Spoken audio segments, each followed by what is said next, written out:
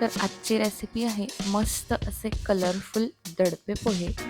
चला दाखवते काय काय घेतलंय. तर इथे मी गाजर खिसून घेतलंय, काकडी, टोमॅटो, मिरची, आलं, कांदा, ओलं खोबरं, डाळिंबाचे दाणे आणि थोडी कोथिंबीर. ही आमच्या घरची कोथिंबीर आहे.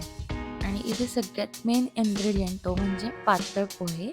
हे आपल्याला सगळ्यात इम्पॉर्टंट इन्ग्रेडियंट आहे. याच्याशिवाय आपली रेसिपीच इनकम्प्लीट आहे. तर आता आपण इथे नेहमीसारखी फोडणी करून घ्यायची. तर सगळ्यात आधी तेल घालायचं. तेल थोडंसं जास्त घालायचं. मग घालायचं मोहरी, जिरे, हिंग आणि हळद.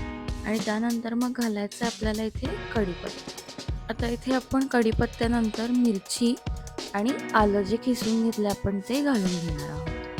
तर आता इथे हे सगळं छान असं परतून घ्यायचं. आल्याचा थोडासा जो रॉनेस असतो तो गेला की याच्यामध्ये आता आपण कांदा घालून घ्यायचा आहे. कांदा छान परतून घ्यायचा. बाकी फोडणीमध्ये काही घालायचं नाही, फक्त कांदा घालायचा. बाकी सगळे जे इन्ग्रेडियंट्स आहेत ते आपण डिरेक्ट पोह्यावर घालणार आहोत. तर आता इथे आपले पातळ पोहे जे आहेत त्याच्यावर आपण सगळ्यात आधी घालायचं आहे मेथकूट. हे मेथकूट घरी बनवलेलं आहे. याची रेसिपी हवी असेल तर कमेंट्स करा. त्यानंतर घालायचं मीठ आणि पिठी साखर. बाकी सगळं पोह्यावर घालून झालं की एकदा कांद्याकडे परत नजर मारायची. कांदा फ्राय होत आलाय आपला. तो असा एकदम मऊ व्हायला पाहिजे आणि मग तो असा रेडी झाला कांदा फ्राय होऊन की तो पोह्यांवरती घालून घ्यायचा. आणि बाकीचे सगळे जे इन्ग्रेडियंट्स आहेत ते फोडणी पोह्याला आधी लावून घ्यायची आणि मग ते इन्ग्रेडियंट्स घालायचे. नाहीतर फोडणी नीट मिक्स होत नाही. त्यामुळे हाताने सगळी फोडणी या पोह्यांना लावून घ्यायची. आता आपण फोडणी सगळ्या पोह्यांना लावून घेतली की त्यानंतर ह्याच्यामध्ये घालायचं गाजर, काकडी आणि टोमॅटो. त्यानंतर आपण घालणार आहोत त्याच्यामध्ये कोथिंबीर घालून घ्यायची. भरपूर कोथिंबीर घालायची, खूप छान चव लागते. मस्त कोथिंबीर घालून घ्यायची अशी भरपूर.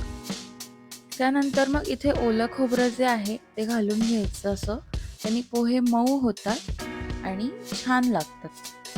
हे पातळ पोहे थोडेसे कडक असतात, त्यामुळे याच्यामध्ये गाजर, काकडी, टोमॅटो किंवा आपण जेव्हा नारळ फोडतो त्यातलं जे पाणी निघतं ते सुद्धा ह्याच्यावर घातलं तर पोहे छान मऊ होतात. त्यानंतर आपण इथे आता डाळिंबाचे दाणे घालून घ्यायचे. हे सगळे पोहे छान मिक्स करून घ्यायचे आणि एक 5 मिनिटं दडपून ठेवायचे, म्हणजे ते छान मऊ होतात आणि मग खायला घ्यायचे. आता आपण इथे हे प्लेटमध्ये काढून घेऊया. ह्याचं प्लेटिंग करूया मस्त असं. तर इथे आपले छान असे दडपे पोहे तयार आहेत. एकदम पटकन होणारी रेसिपी आहे. तुम्ही मुलांच्या शाळेमध्ये जेव्हा अर्धी शाळा असते तेव्हा तुम्ही हे पोहे त्यांना देऊ शकता. खूप सुंदर होतात हे पोहे. एकदा नक्की ट्राय करून बघा. व्हिडिओ आवडला असेल तर नक्की लाईक करा, कमेंट्स करा आणि सबस्क्राईब करायला विसरू नका.